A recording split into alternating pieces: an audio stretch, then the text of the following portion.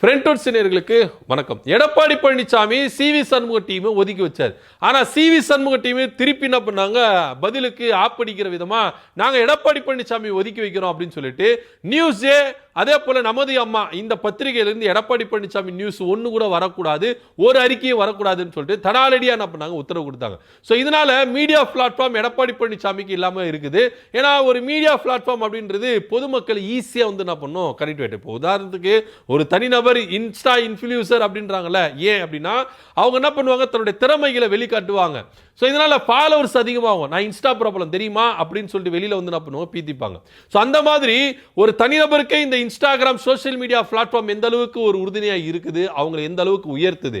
அப்படி இருக்கும்பொழுது ஒரு கட்சி மக்களுக்காக ஆரம்பிக்கிட்ட கட்சி, கட்சியினுடைய நடவடிக்கைகளும் கட்சியினுடைய செயல்பாடுகளும் பொதுமக்களிடையே எப்படி கொண்டு போய் சேர்க்கணும். ஸோ அதுக்கு மீடியா பிளாட்ஃபார்ம் அப்படின்றது ரொம்ப முக்கியமாக இருந்தது. இன்னைக்கு எடப்பாடி பழனிசாமிக்கு அது இல்லை. ஏன்னா நியூஸே கைவிட்டு போயிருச்சு, நமது அம்மா பத்திரிகை கைவிட்டு போயிருச்சு. ஸோ இதனால எடப்பாடி பழனிசாமியோட நியூஸ் எங்குமே டெலிகாஸ்ட் ஆகாது அப்படின்னு நான் பண்ண சொல்லிட்டாங்க.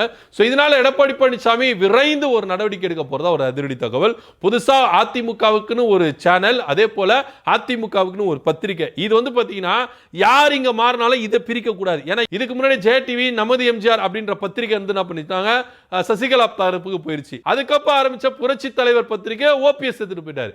அதுக்கப்புறம் சிவி சண்முக டீம் ஆரம்பிச்சாங்க, நியூஸே நமது அம்மா அவங்க எடுத்துட்டு போயிட்டாங்க. ஸோ வரவங்க எல்லாம் இப்படியே எடுத்துட்டு போயிட்டா அப்ப அதிமுகவுக்கு ஸ்டாண்டர்டா ஒரு பத்திரிகை ஒரு டிவி சேனல் இருக்கக்கூடாதா, நான் ஆரம்பிக்கிறேன் அப்படின்னு சொல்லிட்டு எடப்பாடி பழனிசாமி அதிரடியா டிஸ்கஷன்ல இருக்கிறா ஒரு தகவல் இருக்கு. ஸோ எடப்பாடி பழனிசாமி அடுத்த கட்ட லெவல்ல என்ன நடத்த போறாரு, என்ன செய்ய போறாரு அப்படின்றத பொறுத்து வந்து பார்க்கலாம். இதை பத்தின கருத்து அப்படி கீழே கமெண்ட் பண்ணுங்க. நன்றி, வணக்கம்.